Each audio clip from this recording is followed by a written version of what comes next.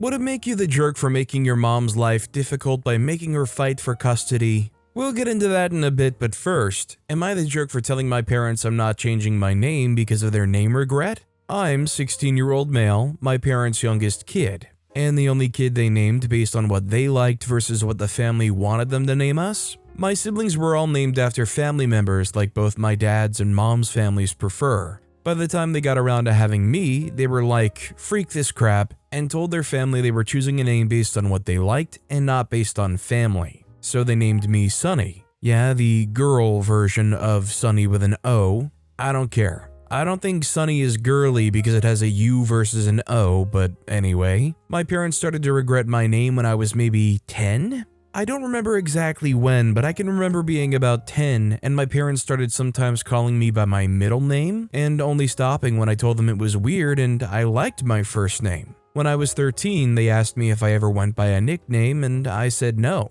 Last year, they said some kids change their names before graduating high school because they want something more grown up, and they want to save the added expense of changing the name on their degree. I was like, oh, I guess if people want that, it makes sense. Then I said it must suck to hate your name. 6 months ago, my parents said I look like a James nicknamed Jamie. I asked them why they thought that, and they said I just had that look. They asked what I thought of the name, and I said I like Jamie but prefer Sunny. Then they asked if I liked the name Luke, and I said no. In June, they asked me if I would consider letting them change my name to something different. They said they feel like they named me as a big freak you to their families but felt bad that I had such an unserious name for a man. I told them I didn't want to change my name and I always loved the way they talked about finding my name. They said their feelings had changed and they felt like the name being cute and light and full of hope wasn't great for going into my adult years. They said they deeply regretted it.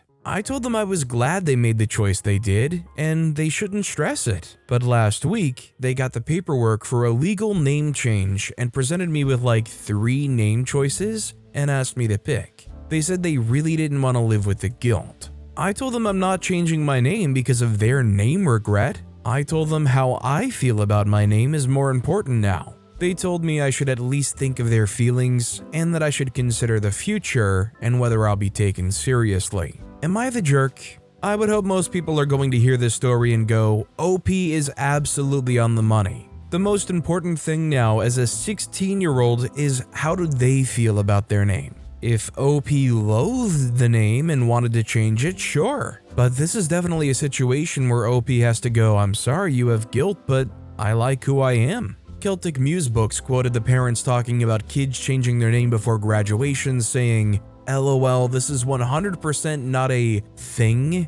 Honestly, your parents sound a bit unhinged. Sadly, at 16, they can legally change your name without consent in the US, at least in the majority of states. The upside is that you will be able to legally change it back when you turn 18. Make it clear to your parents that if they do that, there will be serious long-term consequences for your relationship and that you will never answer to or acknowledge that name under any circumstances and will have your name changed back the day you turn 18. Not the jerk, but your parents appear to be struggling with some major mental health issues. Maybe talk to one of the counselors at your school about what's going on at home. Also, hi. I'm Steven, and if you guys enjoy getting to decide whether or not all of these people are jerks, why not hit those like and subscribe buttons down below? That said, our next story is, am I the jerk for not giving help to my daughter with a new baby girl and telling her to stop acting poor? I, 58-year-old female, have a daughter, Sarah, 28-year-old female, who just had her first baby a couple of months ago with her husband Mark, 30-year-old male. Both of them work good-paying jobs, and between the two of them, they make more money than my husband and I ever did while raising our kids. They have a beautiful home, nice cars, and no real financial issues that I can see. They are literally upper middle class. My husband and I are retired now, living on a modest income, but we get by just fine. Ever since the baby was born, they've hinted that they can't do things like going out to eat and whatnot. Recently, Sarah and Mark have been asking me for help. They've asked me to cover groceries a few times, help with baby supplies, and even pitch in for some home repairs because they're tight on money from all the baby expenses. Last week, Sarah called me and asked if I could give them some money for baby formula and diapers. I know those things can be expensive, but the way she was talking made it sound like they were on the verge of financial ruin. I finally had enough and told her that they need to stop acting like they're poor. They make more money than we ever did, and when I had my kids, I didn't get financial help from anyone. We managed on a lot less and without any handouts. That they should sell their third car if they're in such a bind. She got really upset and accused me of not caring about my grandchild and not understanding how expensive everything is these days. I told her they could afford to handle things on their own, and maybe they should stop spending money on luxuries if they're struggling so much. I know for a fact she gets Starbucks each morning. Sarah hung up on me and called me a jerk. She has involved the family and people think I'm being a crappy grandparent, and others are agreeing with me. I just think it's unfair to try to put this burden on your parents when you clearly are in a situation where you have avenues to reasonably pivot. This isn't like sacrificing your lifestyle. This isn't like sacrificing any sense of free time you have because you have to take on a second job. I mean, between having to vacuum both floors of the house and take the third car to the car wash, we really need you to chip in, Mom. Cami Singh commented, "Not the jerk. Sarah has the money. The problem is that she and her husband do not want to reduce their spending or savings to cater for their child. Everyone knows that having a child means financial sacrifices, and they're not willing to do that for their own kid. This isn't about not caring for your grandchild. As you said, if they sell their third car or stop the Starbucks, etc., they can afford their child. I have no sympathy for Sarah. There are people earning at the bottom rung of the salary ladder taking care of their kids with no help." OP responded saying, "It feels gross to me they're acting like they're poor when I can see their lifestyle." Our next story is, am I the jerk for refusing to help pay for my younger brother's college because my dad never saved up for him? I, 26-year-old female, graduated from college a couple of years ago. I worked my butt off to get through school, juggling scholarships, loans, and part-time jobs to pay for everything on my own. My dad, 55-year-old male, remarried when I was 18, and I have a half-brother, 17-year-old male, who's about to graduate high school. Recently, my dad asked if I could help out with my brother's college expenses because he and his wife didn't save up for it. He said I should be able to afford it now that I have a full-time job, and because I got lucky with scholarships, it would only be fair if I helped my brother since family helps family. I love my brother, but I told my dad I can't be responsible for his education, especially when I had to figure everything out on my own. My dad didn't give me any financial support during college, so I don't suddenly see why it's my responsibility now. He got mad, called me selfish, and now both my stepmom and brother are giving me the cold shoulder. I feel guilty because my brother has nothing to do with this, but at the same time, I just started my career and I'm trying to build a life of my own.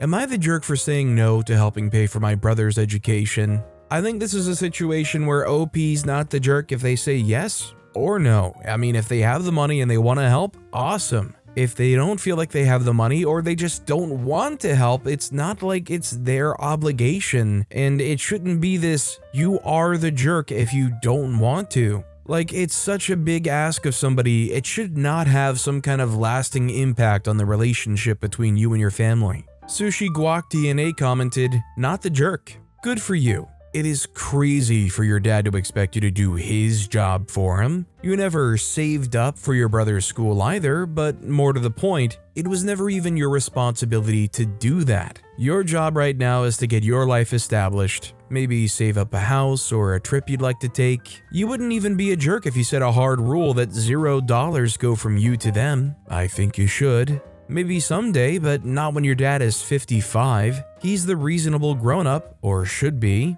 and it's time for him and his wife to act the part." OP responded saying, "Thank you. I feel like he wants me to compensate for the mistakes he made some years ago. That's why he's asking me to try and pay for my brother's college." Our next story is, am I the jerk for refusing to sleep on the sofa in my own home? I live with my girlfriend. We have a 2-bedroom apartment, but the second bedroom is more of a box room, so it can't actually fit a bed, so I use it as an office as I work from home. At the weekend, my girlfriend and I had plans to go for food, then the cinema. She invited her cousin, which I was fine with. The plan was to pick her cousin up, go for food, go to the cinema, and then drop her off at home. When the movie finished, my girlfriend asked her cousin if she wanted to stay over. her cousin is 17. Her cousin said yeah, and my girlfriend asked me if I'd sleep on the sofa. I said that her cousin can have the sofa, but my girlfriend got annoyed and said her cousin should have the bed. She said her cousin is a guest, so she shouldn't have the sofa, but I just said that I live there, so I shouldn't be on the sofa.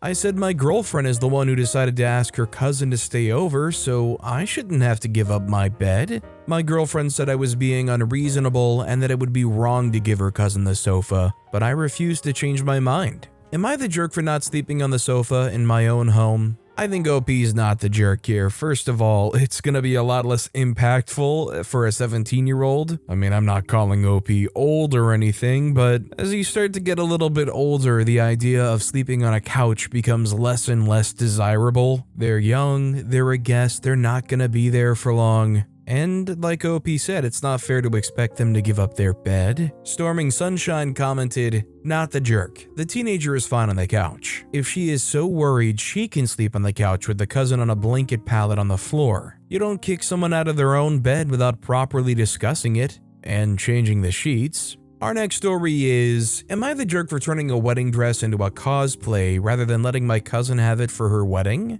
I, 27-year-old female, am an avid cosplayer. My girlfriend, 28-year-old female, and I go to all conventions we can and have a lot of fun making our costumes together and prepping for the year. 3 months ago, I, my girlfriend, and my cousin, 30-year-old female, went around charity shops looking for pieces we could turn into cosplays. My cousin isn't a cosplayer, but she tagged along as she likes a good bargain hunt. In this third shop we went to, we found on the window an old-school wedding dress. It had a few stains and minor rips, but all in all was in good condition. My girlfriend and I joked with my cousin that she should buy it for her wedding, but she turned her nose up at it, stating she'd want it brand new and she'd not be caught dead in an old-fashioned dress. We let it go, and my girlfriend was the one to point it out to me. If we did some alterations, it would be a perfect dupe for Sarah's ball gown in Jim Henson's Labyrinth, which is our favorite movie. I realized she was right and asked her if she wanted to make this our next major matching costume. She agreed. For the convention season of 2025. We will be Jareth and Sarah.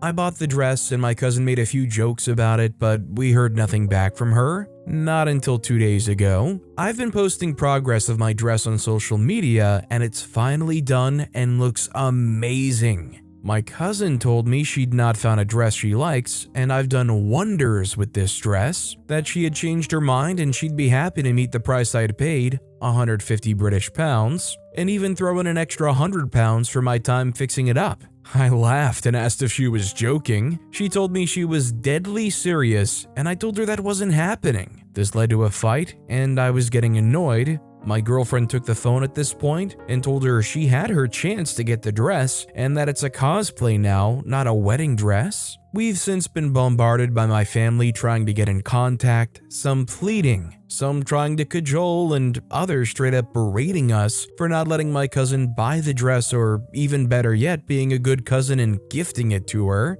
That I shouldn't turn a charity shop wedding dress into a costume as it stopped brides who really needed it having it. I'm getting stressed and upset with this, and my girlfriend's currently fielding any calls we get and telling them off for upsetting me. She's a wonder, and I'm so grateful to have her with me for this. Am I the jerk though? I'm starting to worry because of the widespread reaction. This is the first time I've bought a wedding dress to convert like this, but it was already damaged, and I've brought it back to life. Surely it's better than it being ignored like it was. I'm actually kind of curious what the common sentiment is about something that's in like Goodwill. Like if something ends up in this secondhand store like that, should the logic be that the people buying it are not somebody looking for arts and crafts or anything, but people who otherwise may not be able to afford that stuff getting their hands on it? I guess what I'm asking is, on a moral level, let's say that you're completely comfortable with your finances and you just walk into a secondhand store like a Goodwill looking to pick up something on the cheap. Should you feel bad about that?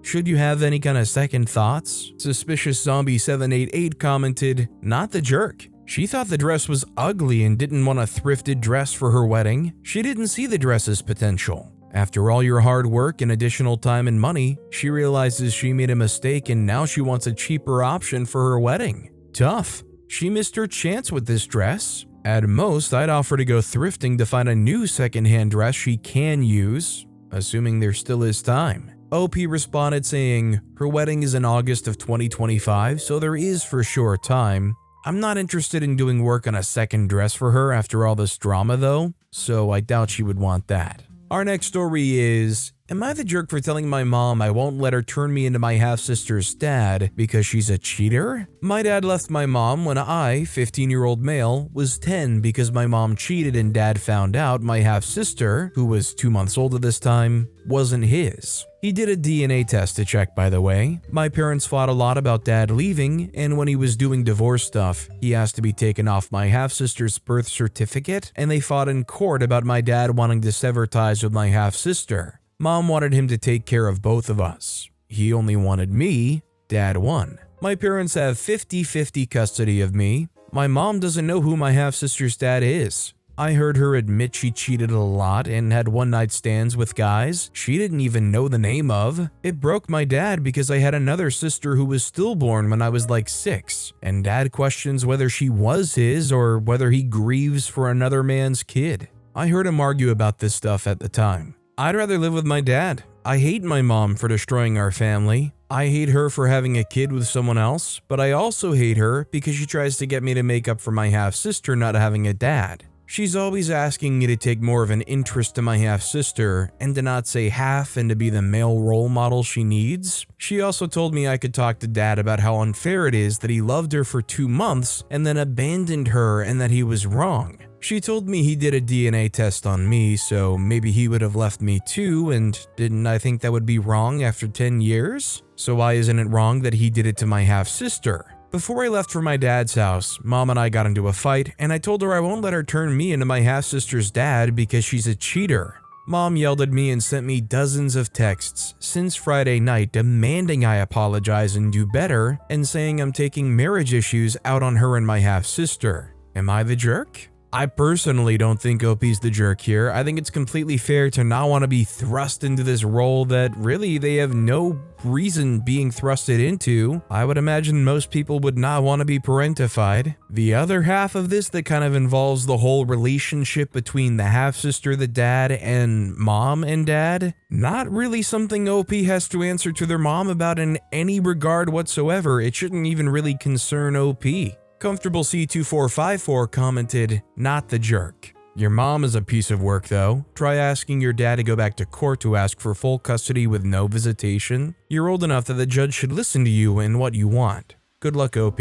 OP responded saying, yeah, my mom keeps making things worse. In my state, the judge doesn't have to listen to the kid. They can choose to if they want, but apparently it's really rare. I looked it up online and my dad was talking to his lawyer about it. Our next story is, am I the jerk for not taking down the gory and disturbing pictures on the walls of my bathroom and then telling my niece about them? My 50-year-old male, husband 66-year-old male, and my sister-in-law 42-year-old female went to an event while I looked after my niece Emily, 10-year-old female, until they came back for dinner. Sister-in-law and Emily stayed the night and then they left yesterday morning. Emily is very curious and asks about everything she sees. I love answering her questions because I was the same as a child, and I remember being frustrated when adults would refuse to answer me, saying I wouldn't understand. My husband and I are both autistic, and we share an obsession in art and art history. So we have art pieces lining the walls in every room of our house. Most of the ones we put in the bathroom are there to be ironic, and they depict people dying in some bath-related way. After doing some of the exploring of the house, Emily asked about the paintings in the bathroom. I answered all her questions, telling her who the people were, what they did, why they were important, context of the surrounding events and time period, etc. So that you know what she was seeing, she was most interested in prints of these specific artworks. Ophelia by Millet, 1851, The Murder of Marat by Jean-Jacques Hauer, 1793, Clytemnestra by Collier, 1882. At dinner, Emily told her mom about all the dead people in the bathroom and began excitedly describing the stories behind them. My sister-in-law asked what she was talking about, so I explained, and she pulled me aside to say I should have never discussed such gory and disturbing topics with her daughter. and that I should have taken down the paintings before Emily arrived because I could have really scared her when talking about it. It obviously wasn't my intention to scare her, and she didn't seem so when I was talking to her. On the contrary, it looked to me as if she was genuinely interested, but her mother would know her better than I, so I may have misinterpreted her behavior.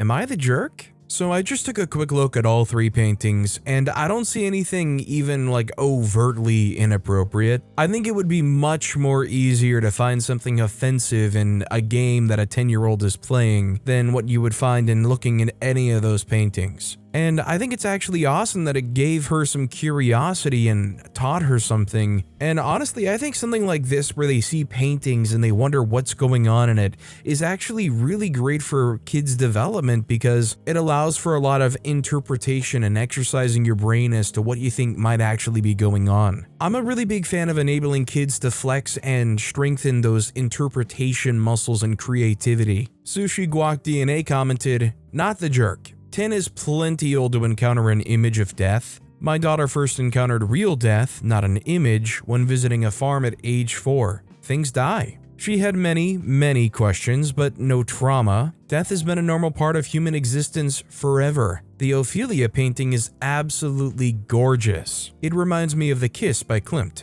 IC Election 2553 commented, "Exactly. This isn't a parenting forum, and we obviously don't have a lot of information, but it just reeks of either an issue where she's overly critical of OP in general, or smothering or too protective. Just makes me wonder about what else she's trying to protect her kid from that isn't a threat at all." Our next story is, "Am I the jerk for not doing my husband's laundry? My husband is angry with me because the jeans he wanted to wear weren't clean yet, and I've had a week to take care of it. I told him that he's a grown man who should be able to take care of this himself and that I'm not his mother. His justification is that it's not like I have anything else to do. I am currently a stay-at-home mom, not by choice, and take care of everything in the house and all of the childcare. We've been together for 20 years, married for 14, and I have 2 daughters. 5 years ago, I gave up my full-time job so he could pursue a job opportunity abroad. I gave up my financial independence and support system and became a stay-at-home wife.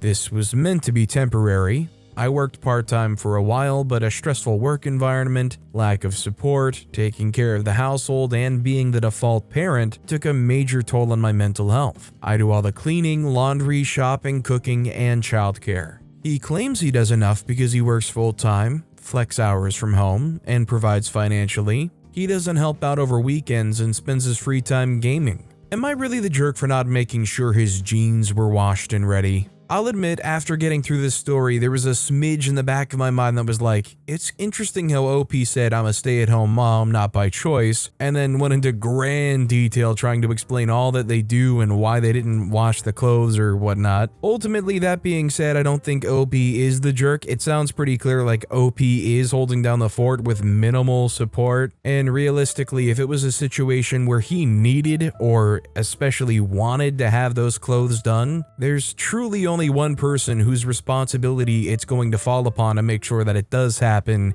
in a super timely manner. PBNS Yes commented, "The first time I did laundry for my husband, he got upset because I hung some of his shirts with the buttons to the left and some with the buttons on the right. Same with the pants. Some folded over the hanger with the top to the left, some to the right. I told him, it'll never be a problem again.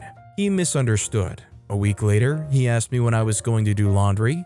I just laughed. He figured it out." Our next story is, "Am I the jerk for making my mom's life difficult by making her fight for custody? My dad died in June. He had custody of me, 16. My mom lives in another state. She moved when I was 7 because her husband got a new job and wanted a better life for his kids. Mom wanted to take me. She and dad battled it out in court. I was asked what I wanted by a judge. It was a really bad time for me. I told the judge I wanted my mom but didn't want to leave my dad, my friends, or my family. I told him I really didn't want to go. She was really kind to me. I don't remember everything she said, but I do remember her apologizing for me being in that position. She decided to give dad custody of me and gave mom summer parenting time and weekly calls to me. I begged mom not to leave. She told me she had to, but wanted me to come with them. I told her I didn't want to leave dad behind, but I didn't want to be left behind. She left and told me nothing much would change. For a while, the calls were great and all, but then she started putting her stepkids, who were under 5 when mom and her husband moved, on the phone after 2 minutes of us talking. The calls were meant to be for her and me, but she wanted to keep the bond with her stepkids. I never had a bond with them, so the calls sucked, and I started ending the calls when she would pass the phone to everyone else. Mom never came back on the phone, so I didn't need to stay on the phone. She would correct me for it, and I'd tell her that I wanted to talk to her and not them. The calls stayed on the court order, but they were at most 5 minutes instead of 20 minutes. Summers, I spent 5 to 7 weeks with mom. She would act so excited to see me, but we never really got time for just us. Her stepkids were always at it on because her husband would be at work, and when he'd get home, he would join us. I asked for time with just my mom, and she would ignore me. I grew more resentful of it all. My dad died before I was due to fly out to mom's. I don't want to live with her, so I asked my grandparents if they could file for custody quickly. There was an emergency hearing because of the situation, and mom had to fly out for it.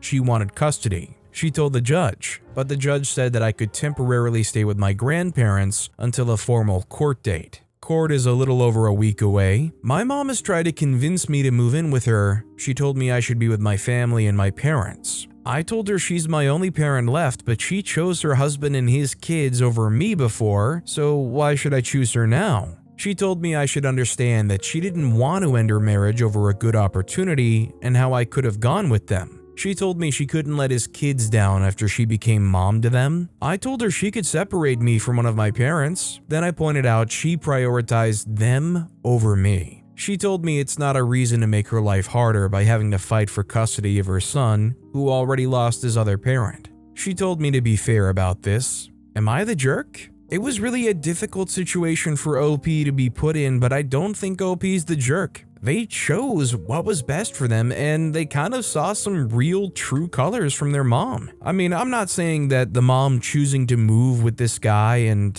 ultimately having that distance between them and their kid makes them necessarily a bad mom, but especially when it comes down to the way she acted with like phone calls, with like 5-minute calls and that's it, and even how the summers went, it's pretty indicative of how they truly feel, let alone the extra thing at the end she said, how it was such a good opportunity, I couldn't pass it up. East Parking 8340 commented, "My condolences on your loss. I realized that you're paraphrasing, but she showed her true colors when saying that the opportunity in moving was better than the opportunity to being in your life on a day-to-day basis. I suspect that there are some factors behind her newly polished desire to see you more. Social stigma. What will everyone in her immediate circle think that, when she's left as the only living parent, you opt to live with someone else? Everyone will now know that the relationship between the two of you is not as she probably is described and uncover her awful behavior. She's probably spun some yarn around it all being your father's fault. Financial. A. She'll have to continue or start paying child support. B. She'll have had direct access to any inheritance and probably had plans to spread it between all of her children and not to the legal legatee. As an aside on this matter, this is not fiction. It is a regular viewpoint when stepchildren are involved. Fairness is always a word bandied around when parent and step-parent conveniently forget that step-sibs neither have moral or legal right to any monies or properties left. You really need to make sure this doesn't happen. Speak to your GPs and lawyers stat. Your GPs may need to take this to court. The sooner the better to protect your assets. C. She plans to use your inheritance to finance her life, pay off the mortgage, etc. You would never see the money again. D. If she didn't before, she'll now have to fund your ticket to visit if the court insists you do. She was not fair in moving a plane ride away. She was not fair to try to force you to interact with step-sibs. She was not fair in ignoring your honest request for one-on-one time with her. She was not fair prioritizing step-sibs over you. She was not fair trying to emotionally blackmail a child. She, patently, is wholly focused on herself and her own happiness with absolutely no regard to yours. In expecting you to move so far away from your existing support base, especially at an age where making new friends is more challenging, when you are so vulnerable and still grieving shows a marked lack of empathy and actual care for you and your mental health. you are definitely not the jerk, and I suggest you focus on your happiness and comfort rather than allowing yourself to be used. Mermaid Mom 4 commented, OP, I hope you read this. Please get family law and probate attorneys ASAP. Family law will help with custody. Probate will help with a will, if there was one. It might also be smart to look into getting a CASA. Not sure if you're too old for one, but if you aren't, they'll be the only person in the courtroom who is designated to fight for what you want and be your voice. Since you're 16, you might have aged out of this option, but look into it. I'm so sorry you're going through this. But with that being said, that's all the time we have for today. Now, if you want to hear another absolutely crazy Am I the Jerk Here story, check out that video on the left. Or if you missed my latest video, check out that video on the right. That said, I'll see you all next time with some more stories.